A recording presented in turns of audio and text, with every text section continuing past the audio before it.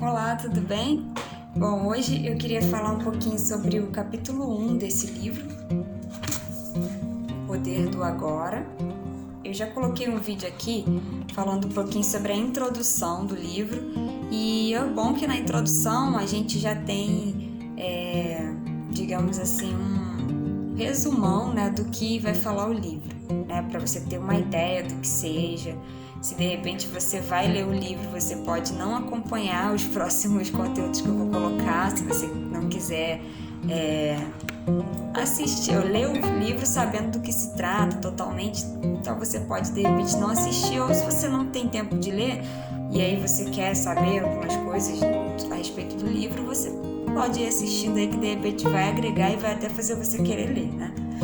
Bom, aqui no capítulo 1 ele vai começar a discorrer um pouco mais sobre essa questão da iluminação, como é que a gente alcança esse estado de iluminação, mas o foco do capítulo 1 do livro é dizer o maior obstáculo que existe para você alcançar o estado de iluminação espiritual.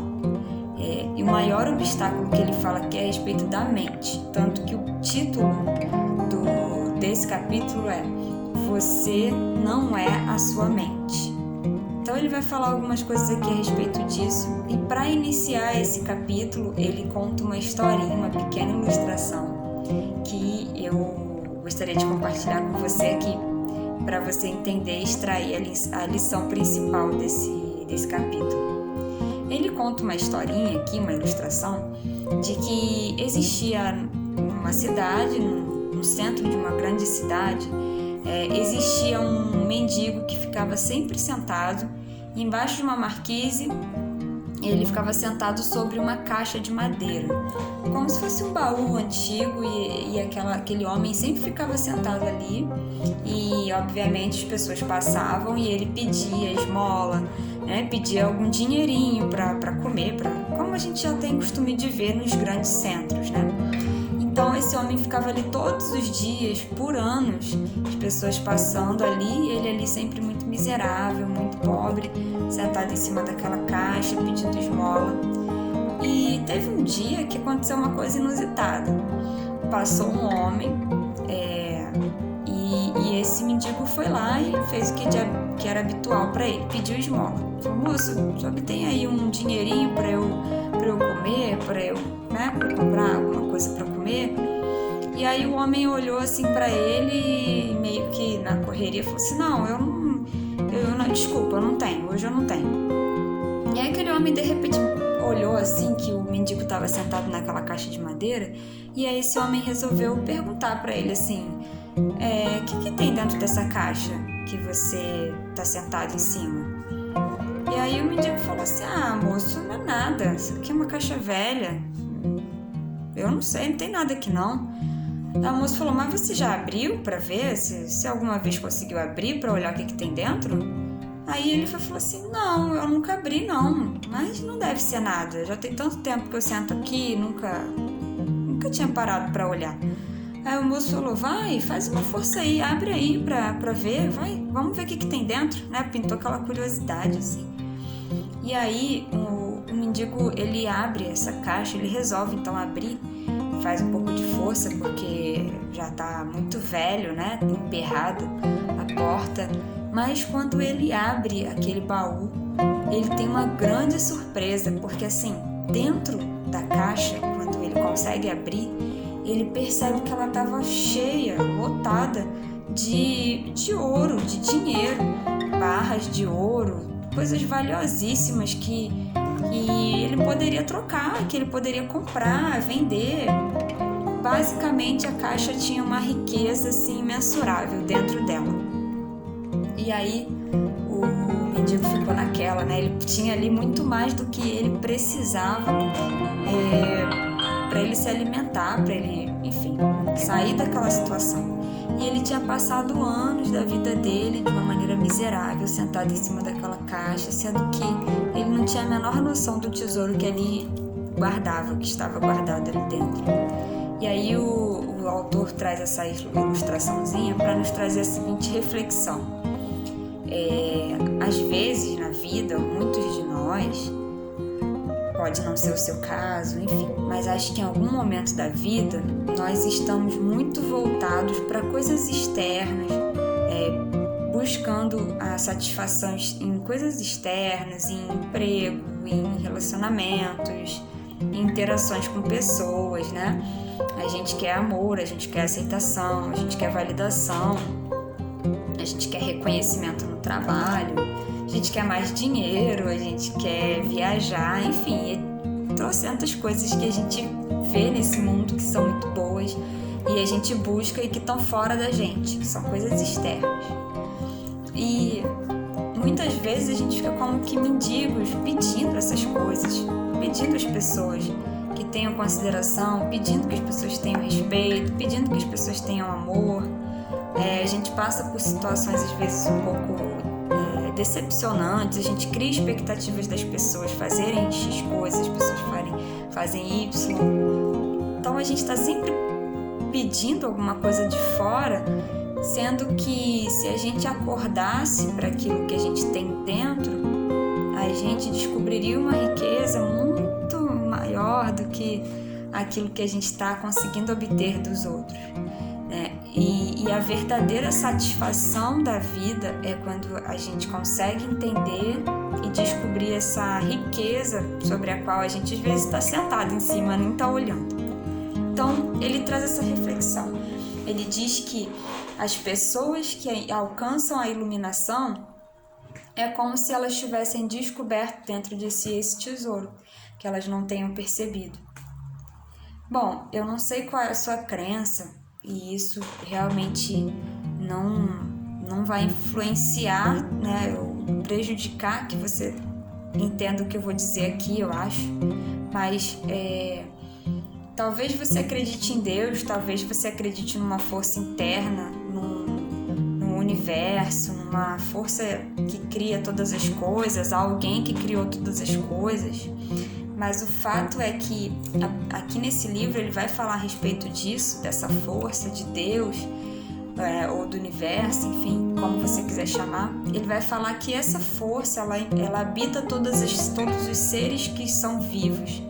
Ela é a força essencial da vida e ela permeia todas as pessoas, ou seja, eu, você, a gente tem dentro da gente essa essência divina porque nós fomos criados dessa matriz divina. Então, eu, você, por mais que a gente tenha falhas, que a gente viva uma experiência humana dolorosa, tortuosa, às vezes a gente faz coisas erradas, né, ou coisas que não são legais de alguma forma, mas de dentro, na essência, no fundo, a gente é parte de algo maior e muito poderoso. E essa essência, ela tá o tempo inteiro com a gente, brilhando dentro da gente. Quando a gente consegue olhar para ela, quando a gente consegue se conectar com ela, a gente tem um estado de saciedade sobre as coisas. Não é que você nunca mais vai querer nada na vida, né? Nunca mais você vai querer buscar objetivos. A sensação de estar incompleto faz a gente seguir em frente na vida e buscar objetivos, coisas, a gente evolui. Com certeza isso é positivo para a humanidade, mas a gente se liberta da angústia da falta, da angústia do vazio, quando a gente se alinha com esse ser maior que nós temos. A gente consegue ter mais serenidade para encarar as coisas, mais uma frieza, não no sentido ruim de ser insensível, mas uma frieza de você sentar, observar, de você perceber as coisas sem se desesperar, se ficar ansioso. Nesse capítulo aqui ele fala sobre isso. O estado de iluminação é como você abrir a caixa que você está sentado em cima e descobrir os tesouros internos que você tem, os seus potenciais internos, a sua possibilidade de criatividade, a sua capacidade de se espiritualizar, de se alinhar nos momentos que você enfrenta dificuldades, no momento assim que o teu emocional se desregula por alguma coisa, você ter a capacidade de ter um distanciamento da situação e sentir e saber que as coisas vão dar certo. Quem já leu a Bíblia, né? Quem gosta de acompanhar os textos bíblicos sabe que em algum momento lá tem uma passagem que Jesus fala que quem beber da água que ele dá, assim, nunca mais terá sede, né? Eu acredito hoje que Deus, ele já colocou em todos os seres humanos essa conexão direta com ele, esse ponto de contato, porque é como se um pouquinho de Deus estivesse dentro da gente. Então, quando a gente se alinha com essa parte divina, a gente consegue transcender algumas coisas, a gente consegue sentir essa completude, a gente consegue alcançar isso de quem beber da água não terá mais sede. Que água é essa? Tipo, é Deus dentro de você, é a força do universo, da criação dentro de você, que o universo nada mais é uma criação de Deus, que nada mais é algo que também faz parte da natureza divina. Então, se você não chama de Deus, também não tem problema nenhum, desde que você entenda o conceito, acho que já é válido, já é super válido. Então é isso, dentro desse segundo capítulo ele vai falar sobre isso. O que impede a gente, às vezes, de se alinhar com essa essência divina que a gente tem, essa essência que alinha as nossas atitudes, os nossos comportamentos e os nossos sentimentos. O que impede é o barulho da nossa mente.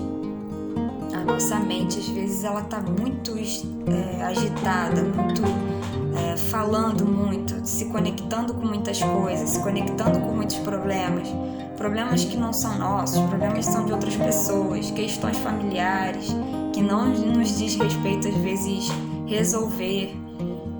A gente está, às vezes, ansioso por uma coisa que vai acontecer daqui a 30 minutos, daqui a 5 horas, daqui a 30 dias. A coisa nem aconteceu e a gente já está sentindo no corpo a tensão de enfrentar aquele desafio, sendo que ele ainda nem chegou e a gente nem sabe se vai ser daquela forma. Então, ou a gente está lembrando de algo que aconteceu e a gente está se ressentindo. Talvez você tenha tomado decisões no passado e você se arrependeu já. Isso hoje, para você lembrar de algumas coisas e ver a sua vida hoje pela consequência do que você fez, pode gerar para você algum sentimento de que você não é digno de ter as coisas, de que você não é digno de avançar na vida, você já fez coisas que foram ruins.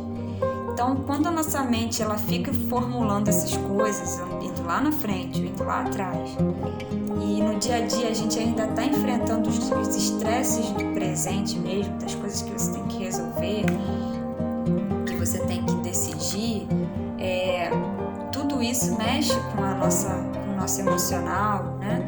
A gente fica se sentindo mal, mexe com a nossa saúde, nosso corpo, estressa. Então, nesse barulho, é como se você estivesse atravessando aí uma Avenida Paulista, né? Quem é de São Paulo, ou a Presidente Vargas lá no Rio, a Rio Branco, e você vê que tem um monte de coisa para você prestar atenção, para você não ser atropelado, barulhos de carros, você tem que prestar atenção que horas que o sinal ou o farol vai fechar para você atravessar.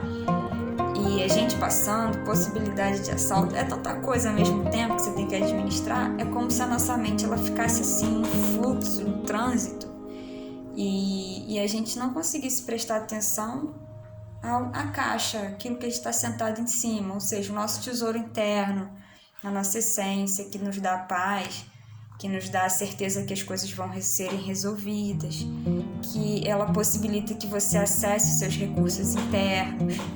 Então, tudo isso dificulta o nosso processo de evolução e a nossa sanidade mental também, né, gente? Porque hoje em dia o que mais tem é gente ansiosa no mundo, né? O que a gente mais vive diariamente são desafios relacionados à saúde mental, justamente por causa do fluxo da nossa mente. Então, quando a gente consegue acalmar essa mente, consegue separar essa mente, entender que ela é um mecanismo, ela é uma ferramenta que você tem para utilizar, e não que ela seja você na integridade, ou seja, os pensamentos que você tem a respeito de você não necessariamente refletem quem você é. Hoje você pode estar chateada e se sentir de uma forma. Amanhã você pode estar mais feliz e se sentir de uma outra forma. Então, o que é? Você mudou de hoje para amanhã? Não, é só uma questão de percepção. Então, aqui ele vai falar sobre isso. Você não é a sua mente. A sua mente é uma parte que pode trabalhar para você, mas você é algo muito maior. Você tem uma essência interna muito maior. Para você acessar essa essência, esse estado de completude, de tranquilidade, de serenidade, você precisa silenciar os ruídos da sua mente. Essa é a proposta do livro, O Poder do Agora. Vai falar muito disso o tempo inteiro. E basicamente o que eu falei aqui, já vai para mais de 15 minutos, é isso, tá? Então é a proposta do segundo capítulo. Faz uma reflexão, né? Se você conseguiu assistir até o final esse vídeo, faz uma reflexão. O que hoje você tem mendigado, né? O que você está aí buscando externamente? Você está recebendo pequenas migalhazinhas de prazer, de reconhecimento, de felicidade? E como seria se você descobrisse internamente um estado de satisfação pessoal, que você estando sozinho, estando acompanhado, com emprego ou sem emprego, né? Com saúde ou lutando para recobrar a sua saúde, você pudesse sentir essa sensação de segurança, de paz, de conexão com algo maior que te eleva, que te sustenta, que pode ser Deus para você ou pode ser uma outra coisa que você queira chamar. Então, como seria acessar esse estado? É isso, então. Eu espero que você tenha gostado, que você reflita sobre isso e que você procure cada vez mais se focar no agora, no seu presente e silenciar um pouco mais a sua mente. No próximo vídeo vou falar um pouquinho sobre como as dicas, né, que ele dá pra gente começar a se conectar com agora. E se você gostou do vídeo, se você tem alguma dica a respeito, também pode deixar aqui nos comentários. E muito obrigada por você me acompanhar nessa jornada, tá bom? Até a próxima. Tchau!